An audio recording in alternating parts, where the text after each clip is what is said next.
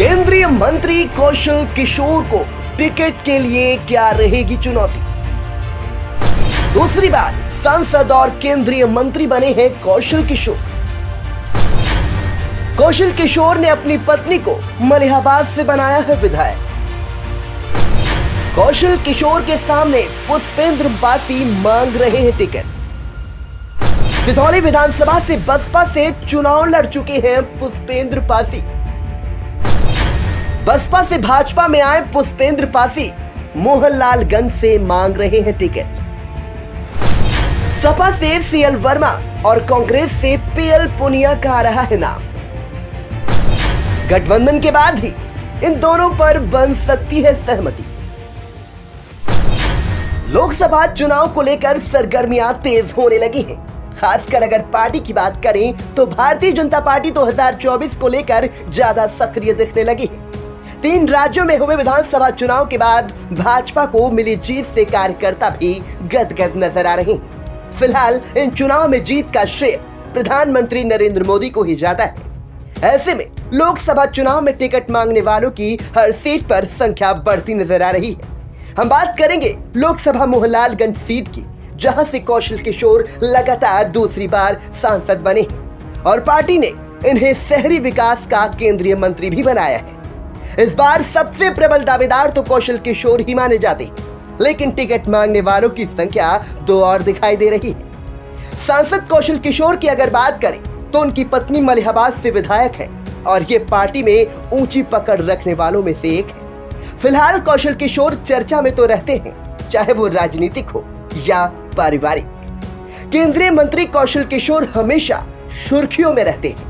फिलहाल इस समय वो एक नशा मुक्ति अभियान चला रहे हैं और पार्टी के कार्यक्रमों में लगातार हिस्सा ले रहे हैं। कौशल किशोर का निवास लखनऊ के दुबग्गा के पास बताया जाता है। अब अगर बात करें उनके सामने टिकट के दावेदारों की, तो उसमें से 2022 का बसपा से विधानसभा सिधौली से चुनाव लड़े पुष्पेंद्र पासी का भी नाम सामने आ रहा है।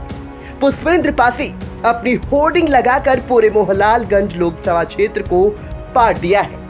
पुष्पेंद्र पासी लगातार जनसंपर्क भी कर रहे हैं। ये बसपा से भाजपा में शामिल हुए, जिन्हें प्रदेश अध्यक्ष और डिप्टी सीएम ब्रजेश पाठक, केशव प्रसाद मौर्य, धर्मपाल सैनी ने शामिल कराया था। उनकी पत्नी किरण पासी एक आईएएस है।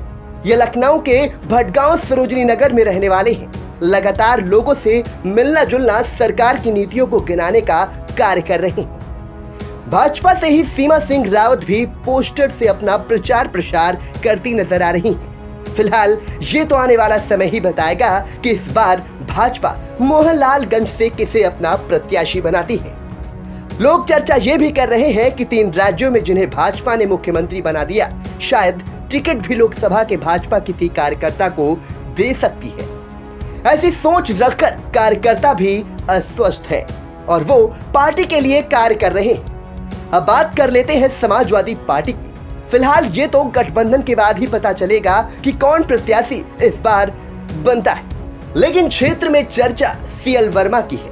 वो 2019 में रनर प्रत्याशी रहे थे। लगातार क्षेत्र में भी भ्रमण करते नजर आ रहे हैं। बात अगर कांग्रेस की करें तो यहाँ पर भी गठबंधन को लेकर संशय बना हुआ है, लेकिन यहाँ पर एक बड़े नेता के रूप में पीएल पुनिया का नाम आ रहा है।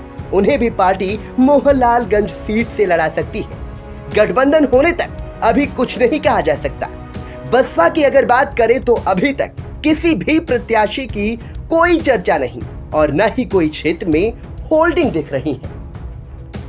Bureau report, VTV news.